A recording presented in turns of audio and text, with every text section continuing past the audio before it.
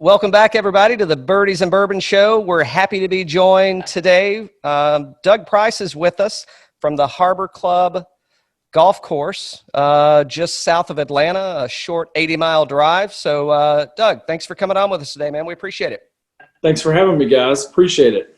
Yeah, it was great. So maybe a month or so ago, I had the privilege of coming down and playing a few rounds at Harbor Club. It was in fantastic shape. The weather cooperated. It was hot as hell, but we didn't have any rain out. So, for August, that's always a plus. But yeah, we had a great time playing your track, man. It's going well. I'm sure you guys have been busy, huh? Perfect. Yeah, absolutely, man. We've been slammed, with all this COVID stuff going on. Like I was telling you guys, glad to have y'all out. But, this is one of the sports or activities that people can still do and feel relatively safe while doing it, with us taking the precautions and everybody else just, wiping, cleaning and stuff like that. Man, we've been more busy now than a normal Masters week for us, which is kind of crazy. Yeah, that's crazy. Well, I'm sure you're speaking of the Masters. So it's going to be interesting to see that happening in November. I wasn't going to go down that road just yet, but while we're there, let's stick with it. So you're obviously going to be packed for that. I mean, even though there's no fans, it's still going to derive a lot of activity to your course, I'm sure.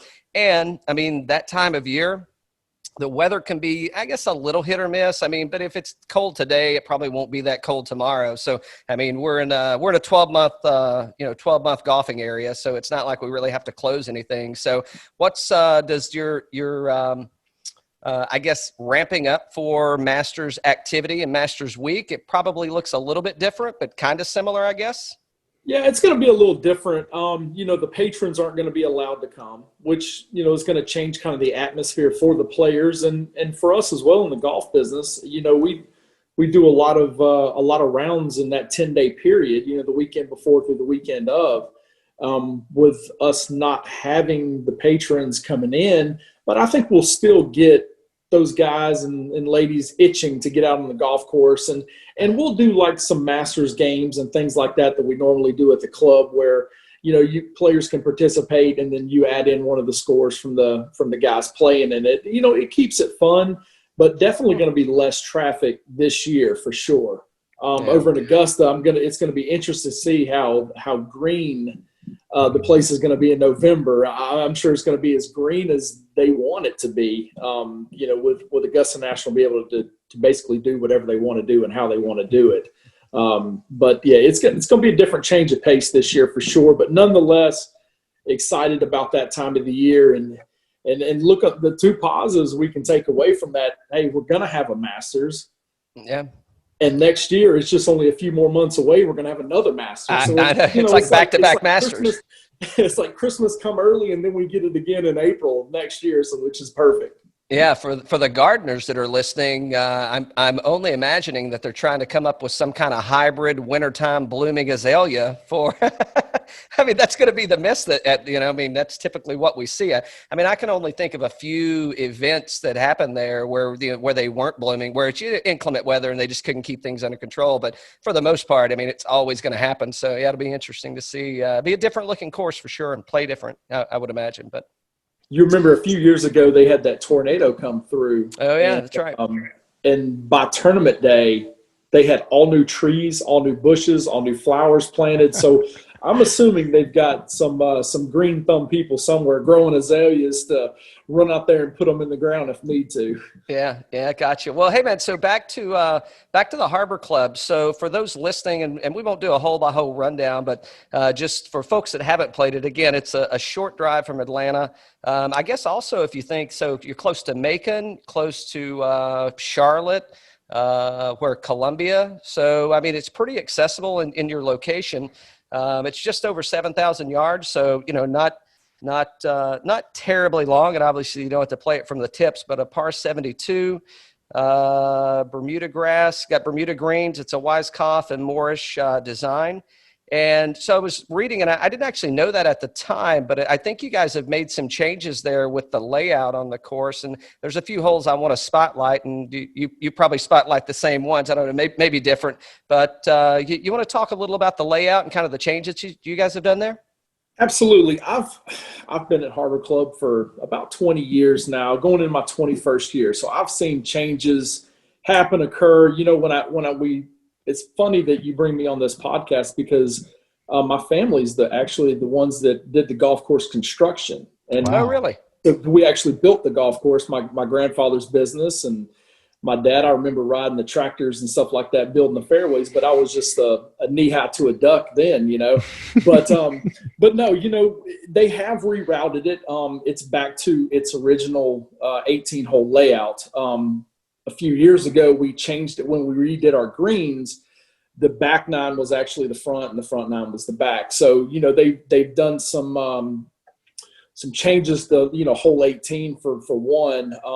The creek that ran down through the middle of, they call it double cross, where you play it to the left side and then back to the right. Yep. The green was actually on the left side of that creek, and the trees and things like that have kind of grown up weren't there. So we actually put those in to where you almost have to go left and then go back right again. But the green actually sat over there to the left. So the golf course played a little different. There are some new tee boxes added in. We've got, you know, a mixture of tees that can accompany any level of player, women, kids. We've got PGA family tees out there. But the golf course has undergone some changes throughout the years, and what golf course doesn't. You know, they you know, greens tend to get small, they tend to get bigger, you know, and so on and so forth. Trees do grow. So it brings a whole new dynamic to our golf course, which is a Weiskopf-Morrish-designed. You know, it's your typical 18-hole risk reward. You guys played it, you know, a month ago. I mean, you've got all shapes and forms of par threes. You've got drivable par fours over water, reachable gambling par fives. I mean, you can play it a ton of different ways. And I really think that's why our members and guests really enjoy our golf course, because it's not your just monotonous driver 8-iron and 7-iron on the par threes. I mean, you're going to play every club in your bag. And I think that brings a whole new element to our place over others. Yeah, absolutely. I mean, just kind of getting into the course a little bit. I'd be remiss if I didn't say you guys have been voted, was it number 4 in the state of Georgia that's accessible? So, you know, definitely got some accolades there. Sure. You know, we were voted top 4 place to play in the state, you know, that's not totally private and stuff like that. You know, with us being the only semi-private golf course on Lake Oconee, it does drive a lot of traffic, and rightfully so. We're a great golf course. Like I said, it'll bring your A game, or you can bring your D game. You're still going to have fun, and it's very, very user friendly, and it is what you want out of a golf course, you know. Mm-hmm. Yeah, and we definitely had a good time, and again, that's you know, we obviously played some other courses. That's kind of a you know, a guy's trip getaway, right? You got a lot of courses close by, but one of the nice things about Harbor Club is we didn't have to stay on property anywhere, and we've got a friend of ours that's in our Atesum. He actually just bought some property on Oconee earlier this year. So it was fortunate, right? So we were able to stay at his place, and we got to play a really nice golf course that's, you know, at par, you know, at parity with the other tracks around there. So it was a good thing for us that we were able to take advantage of that. So awesome. Yeah. With hotels and the Ritz and the new Hilton, the True Hilton, and there are some properties on course that people can stay at.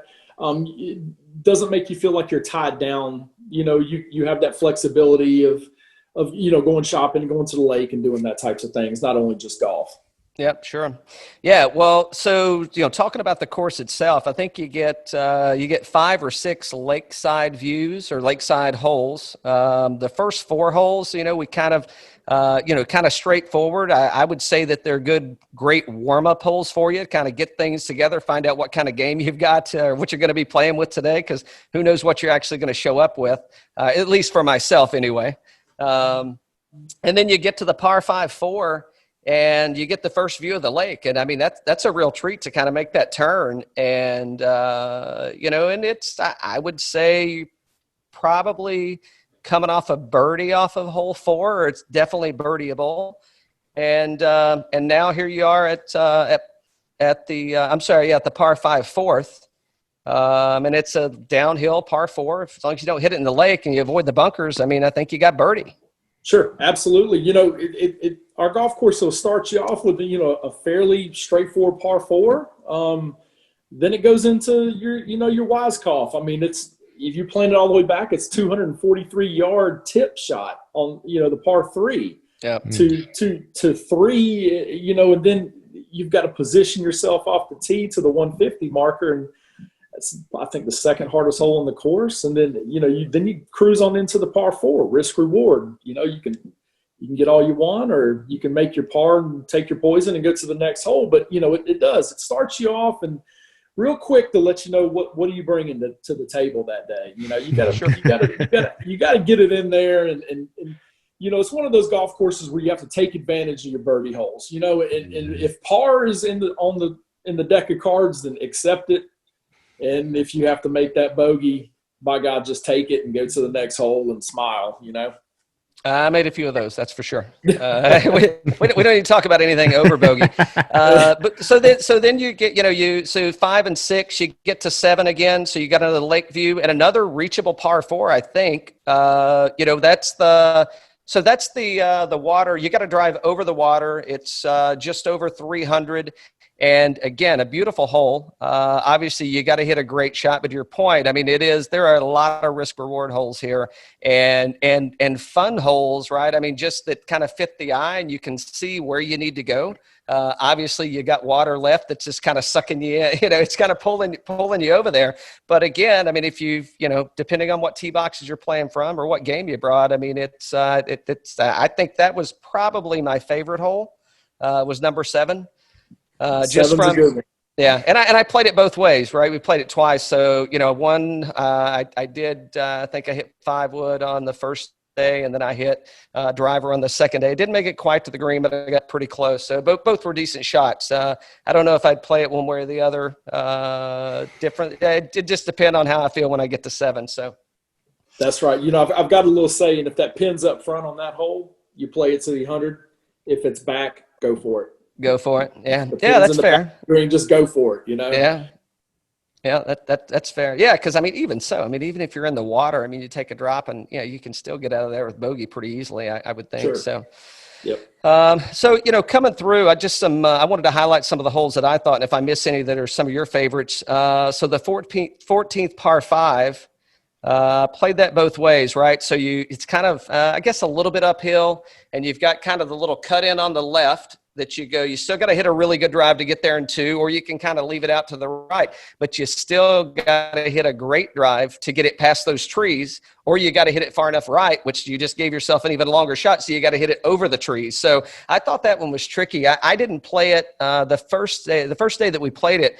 I went to the left. I kind of hit a little bit more of a draw than I needed, and it wasn't intentional. But once I got there, and I actually did get it over, I think I went in the sand. But still a great hole. And I mean, again, that's just another example of risk reward. And if your long irons or you know, if your fairway woods are on, I mean, that's a great hole to take advantage of for sure. Absolutely. With the tree right there in the middle, I mean, I've got a little rule of thumb. You hit it at the tree. If it goes right, you play in right. If it goes left, then you've got a chance at it. But like you said, even if you hit it left, you still got a 220 carry. It's 230 carry, and you're crossing a whole bunch of just, you know, low-lying, marshy, you know, stuff like that. So you got to be pretty accurate and pretty long and pretty precise. Yeah. It's not if you're not on that day, it's I could easily see people kind of hitting out to the right and just taking their medicine and going on, right? Exactly. A lot of my members, that's what they do. I mean, they hit it up the right again, then wedge it down. So it's a couple different ways you can play that hole. Yeah. So, I mean, I think that's for me, that kind of 14, 15, 16 were my favorite, little trifecta there. I mean, I thought that was a really nice way, you know, coming into the course. You got some gettable holes. Is it 14 that's the long par 4 up the hill? That'd be 13. Okay, So like you 13. said, once you get to that par five, I was going to stop you and go back a hole. Go back to 13, where if you don't almost bomb it off the tee, you're hitting 3 hybrid in and to Yeah. the toughest hole on the golf course. Wow. Par there is exceptional. It's Yeah. exceptional. You if you make par there, you're usually 1 or 2 up in the field. Right. But a great hole nonetheless. So like I said, you go right off from a hard par 4 straight into a par 5, risk reward, to a very accessible, drivable par 4 down the hill 15 that plays about 250-ish. Like you said, you can make a big number there, or you can come out looking like a winner with an eagle or birdie. Yeah, I mean, that's the thing is, I mean, that's what I enjoyed most about it was kind of the setup is, you're kind of, coming off of a hole and it's like, shit, man, that ate my lunch. And then you're walking up to something and you're going, well, wait a minute. I mean, if you got a dry day, it's like, well, I can go for it and make it up. So it's very, very rewarding golf course. It was a little bit damp when we were there. So some of those weren't as accessible to most of us, but again, you play what you got and, make the best of it. So. Absolutely. Not to get ahead. I don't think I'm getting ahead of anything, but I'll tell you 18. So I would have loved to have played it when the green was on the left. Probably a lot more gettable for me. That we played the little peninsula tee box there. So we were kind of back. And again, that's a hell of a par 4 to end on, man. If you're planning on scoring on 18 to close something out, good luck. Absolutely. Good. Yeah. Good riddance too. You look at, we call it the 3 hardest holes on the lake to finish on. That's 16, 17, which is mirrored after 12 at Augusta. Oh, wow. The one that over the lake. Yep. And then you got to follow that up and close the tournament out on 18. You better tighten your belt and make sure your spikes are on real good, because it's going to give you all you want. You better go ahead and get your birdies on, 14 if you can, and 15, because a bogey is almost guaranteed within the last 3 holes. But you're right, 18, man. I wish the green was back over there to the left, but they actually had if you remember the walking bridge from the left fairway to the right fairway, there's a walking bridge. Along that creek sat a big, huge oak tree.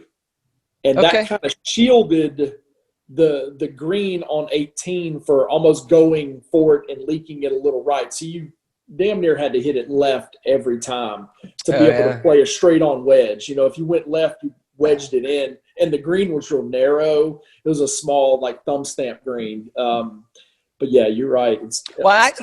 I think it was more fun. Let me say it's more challenging in the setup that it is. It would have been an easier. I say easier. I don't know I see what you're talking about with that tree. We did have a couple guys that had to cross that bridge to play out of that little waste area, that tree wooded area over there. So we got some experience with that. But yeah, all in all, man, we had a great time there, and we're talking about a fall trip as well. So hopefully we'll see you guys back pretty soon.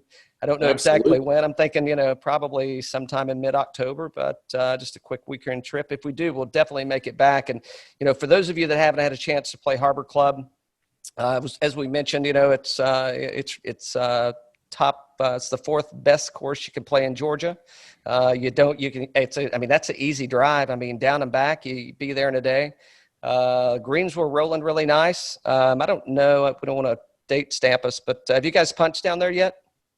We did about a month ago, so they're already back perfect. Yeah. I mean, we've got club championships coming up. We've got ladies an LGA pink ribbon that they raise money for the Lydia project. I mean, we've got some events going on. Despite the whole COVID thing, we've kind of worked and sanitized, and to where we're able to have set events for our members and our guests.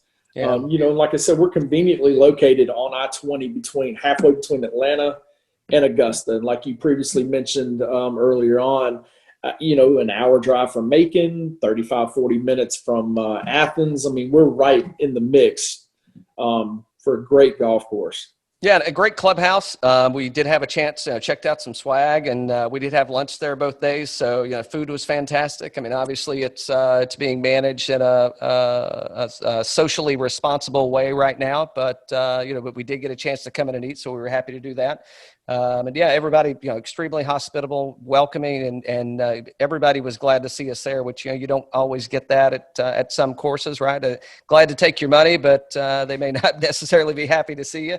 But, exactly. Like, oh God, here comes 12 guys again. I wonder what they're going to tear up today. Exactly. What bunker they're going to ride through. So Doug, outside of the COVID, what typically, you said Augusta, so, April-ish timeframe, but is that usually what your peak is? And then, if people just thinking about when to plan a good trip, when's your favorite times to come and go see you guys? All year long, right? But seriously, like every golf course, you're going to have your airification months. It just comes with the territory. And with us having bent grass greens, you have to really baby them this time of the year. Normally we punch February, normally we'll punch at the end of April, and normally another punch in, August time frame. So the absolute best months are, yes, your April, your May, your September, October, Novembers. Those are when the greens are rolling, 12, 13, 14, when our superintendent decides to get froggy and start shaving them down and double rolling them and stuff like that for our club championships and things like that. So, when we host GSGA qualifying events, we have them rolling as fast as we want. That's the beauty of bent grass. But you got to have that TLC this time of the year, especially with how hot it is, and sometimes it can get pretty putrid out there. Yeah, I mean, today, for example. Yeah, I gave 3 lessons today and was sweating through my pants. I mean, I'm sure it was like all that moisture was just being sucked up out of the ground. I was like in a microwave. Oh yeah, terrible. For sure. Well, hey Doug, you got any favorites for Augusta for November? I mean, how do you not like DJ after what he just did? I still like my young guys, man. I love for Rory again. I like him. I've always liked him. I mean, but Tiger, man, this Tiger's Tiger. I mean, it's kind of like Michael Jordan in the playoffs, man. You can't bet against that guy. Ricky Fowler, I'd love to see him get one under his belt, but I want good golf, and I think we get it. I think Augusta demands that out of the golfers and the participants that are blessed to get to come and play there. I think it demands precision, and those sub-air systems on those greens, man, they can slow them down, they can speed them up, they can do whatever they want to with them. It's my favorite time of the year in the golf season, hands down. Is the Masters every year, right? Every year, man. Every year. Let's keep DJ away from those steps this year. He's getting a single story house, no questions asked. Ranch style single story, and apparently wheelchair bumpers and stuff like that leading up to the house, where you can't do anything silly. Maybe. So, speaking of DJ with last week, and we do a little DraftKings show on Monday, but. I was kind of I faded DJ last week, just coming off of that 30 under win, because we're typically not seeing somebody come in and just blow the field away and then come back with a strong, really strong following the next week. Well, he definitely proved me wrong. So don't take my advice, right? But now, I mean, potentially you've got we're going to have DJ Strong 3 weeks in a row, like leading the field, and I wouldn't be surprised. You can never count that guy out as long as he is. And it all comes down to putting. Who's making those putts? Yeah. I don't care how far you hit the damn ball. You got to get it in the hole. And whoever's rolling that rock, I like my money on them. But it also helps when you're chipping it a lot too on par fours. I mean, guys hitting at 350, 360 off the tee, and then it's just a little chip shot and tap ins. I mean, I kind of like those odds. Mm-hmm. Absolutely. Well, you mentioned Augusta a minute ago, but with it being a different time of year, you got people that maybe have allergy problems in April, not going to have that this year. You know, Rory he's getting ready to have a kid, so he's going to be a dad. I mean, it could be his year with it being in November, no allergies and different time, different setup, whatnot. And I don't know, it could be, you never know. That would finish his Grand Slam. You never know. That's exactly right. That's why you tee it up. You never know. Yeah, absolutely. Well, man, this was great, Cal. Absolutely. Yeah. So I guess, Doug, anything else you want to share about the course? Again, we're looking forward to getting back down. When we make it down, I'll be sure to let you know. I'd love to catch up with you again.